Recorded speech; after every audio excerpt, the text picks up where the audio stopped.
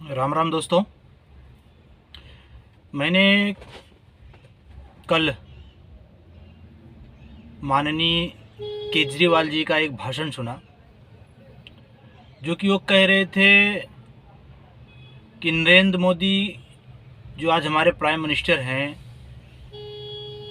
कम पढ़ा लिखा हुआ प्राइम मिनिस्टर है, उनसे देश चलता नहीं है और देश चलाने के योग्य नहीं है। कभी राहुल गांधी को उनकी संसद की सदस्यता रद्द करवा दी और कभी वो कहते हैं कि मनीष सिसोदिया को जेल में डालो, शिक्षा मंत्री हैं। मैं ये कहता हूँ कि आदमी, अगर आप इसके पीछे इतिहास में देखने जाओ, ज़्यादा दूर मत जाओ, पीछे जाओ, 2-3 दशक 4 दशक पीछे जाओ, तो इंदिरा गांधी, माननीय इंदिरा गांधी ने कितनी पढ़ी लिखी थी? माननीय इंदिरा गांधी ने कितनी पढ़ी लिखी थी और उनका कितना ग्रेजुएशन था? कौन सी डिग्री थी उनके पास? आदमी का काम डिग्री से नहीं मापा जाता है। आदमी का काम डिग्री से नहीं मापा जाता है। आदमी के अंदर वो कार्य करने की क्षमता, वो हर एक चीज कार्य करके लोगों को दिखाने की क्षमता के ऊपर किया जाता है। और बात ये है, आप देखने जाओ, स्वामी विवेकानंद कितने पढ़े लिखे थे, उनको आध्यात्मिक ज्ञान हुआ ना। आध्यात्मिक ज्ञान होने के बाद, आदमी के बाद, उनको इस चीज का कोई मतलब ही नहीं रह जाता कि आपके पास डिग्री क्या है क्या नहीं है। आप अपना देश किस तरह चला रहे हो और आपके देश में किस तरह चल रहा है, वो मायने रखता है, ना कि आपकी डिग्री मायने रखती है। डिग्री उनके लिए होता है जो ऑफिस में काम करने के लिए जाते हैं, और जो अमेरिका के पहले राष्ट्रपति हुए इब्राहिम लिंकन, उनकी क्या डिग्री थी? वो कितने पढ़े लिखे थे? कोई डिग्री नहीं थी। गौतम बुद्ध जी के पास कौन सी डिग्री थी? इतनी महान हस्ती बने। हाँ?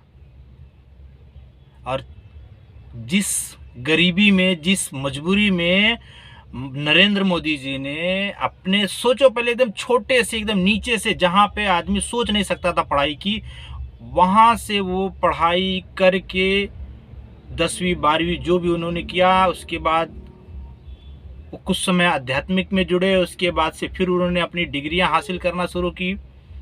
और तुम कहते हो ये कम पढ़ा लिखा हुआ? हाँ, एक कम पढ़ा लिखा हुआ प्रधानमंत्री आज हिंदुस्तान के जितने हिंदुस्तानी भाई बहन हैं, आज विदेशों में चले जाओ तो लोग उनका नाम ये कह के लेते हैं कि मोदी मोदी मोदी मोदी।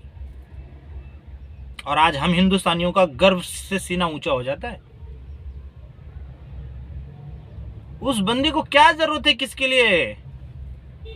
ना भ्रष्टाचार करने की जरूरत है, ना तो उसको किसी चीज की जरूरत है, ना उसकी बीवी है ना बच्चे। बीवी है पर उसके साथ में रहते नहीं। हाँ, ऐसे लोगों को तुम क्या बोले, हम तुमको कुछ समझ में नहीं आता। हम तो सोचे थे दिल्ली में आप अच्छा काम कर रही है, लेकिन आप तो ऐसा गर्त में जा रही है, इतना अभिमान में, इतना मनीष सिसोदिया के मोह में, मनीष सिसोदिया के मोह में एकदम नीचे गिरते चली जा रही है। और इसका खामियाजा आम आदमी पार्टी को भुगतना पड़ेगा। और वो समय ज़्यादा दूर नहीं है, बहुत जल्द नज़दीक आ रहा है। और केजरीवाल जी से मैं यही कहूँगा कि आप जिन बातों को उखाड़ रहे हो, जिन बातों को बोल रहे हो, वो चीज़ बीजेपी बराबर ध्यान रख रही है। और जैसे महाराष्ट्र में शिवसेना को तोड़ करके शिंदे गुट बना दिया, और आज माननीय उद्धव जी के हाथ में कुछ नहीं है, सिर्फ चिल्लाने के अलावा, और चिल्ला करके कोई कुछ नहीं उखाड़ सकता है।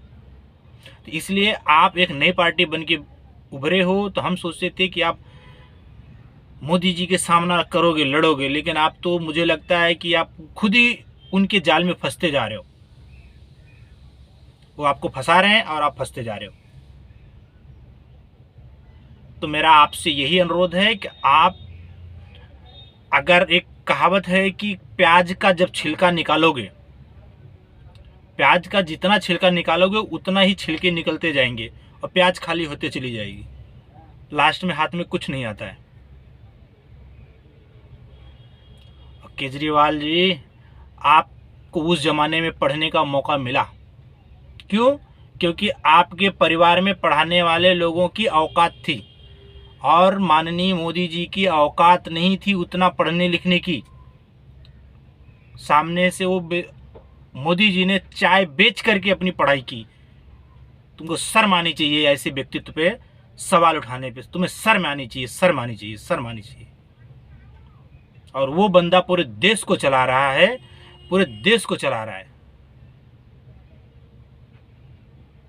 शर्म आनी चाहिए तुम्हें, चिल्लू भर पानी में डूब मरना चाहिए।